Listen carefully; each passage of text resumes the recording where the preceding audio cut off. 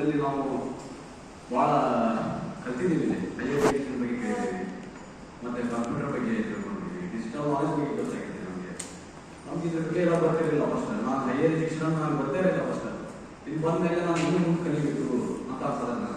ನಾನು ಅಷ್ಟೇ ಡಿಗ್ರಿ ಮುಗಿಸಿ ಇನ್ನೂ ನಮ್ಮ ಕಡೆ ಕೆಲಸ ಮಾಡಿಕೊಂಡು ಅಲ್ಲೇ ಕಾಂಪಿಟೇಟಿವ್ ಎಕ್ಸಾಮ್ಗೆ ಪ್ರಿಪೇರ್ ಆಗಿ ಹೋಗಿ ಅಂತ ಮಾಡಿದ್ದೆ. ಆ ಥರ ಹೈಯರ್ ಎಜುಕೇಷನಿಂದ ನಮಗೆ ಏನು ಬೇಕು, ನಮ್ಗೆ ಹೈಯರ್ ಎಜುಕೇಷನಿಂದ ಏನು ನಮ್ಗೆ ಉಪಯೋಗ ಇದೆ ಅನ್ನೋದು ನಮ್ಗೆ ಇಲ್ಲಿಂದ ಗೊತ್ತಾಯ್ತು. ಮತ್ತು ಸ್ಟೇಜ್ ಕರೇಜ್ ಮತ್ತು ಧೈರ್ಯ, ಕಾನ್ಫಿಡೆನ್ಸ್ ಲೆವೆಲ್ ಹೆಚ್ಚಾಗಿದೆ ನನ್ನದು.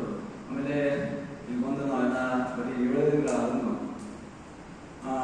70 ವರ್ಷ ನೆನಪಿರುವಂಥ ಒಂದು ನೆನಪುಗಳನ್ನು ಕೊಟ್ಟಿದ್ದೀವಿ ನೀವೆಲ್ಲ.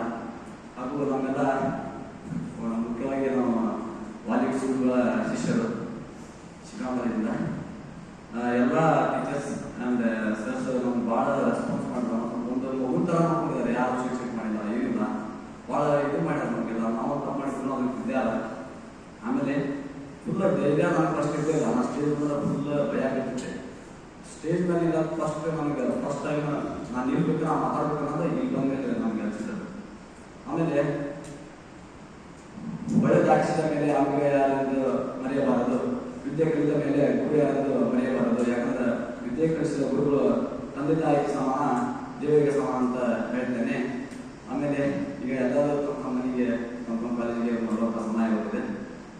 ಹುಟ್ಟುವುದು ಆಕಸ್ಮಿಕ, ಅಗಲುವುದು ಅನಿವಾರ್ಯ, ಮತ್ತೆ ಸಿಗೋಣ ಬಾಳಿನ ಹೆಮ್ಮೆಯ ಬೆಳಕಾಗಿ ಎಂದು ಹೇಳುತ್ತಾ ನನ್ನ 2 ಮಾತುಗಳನ್ನು ಮುಗಿಸುತ್ತೇನೆ.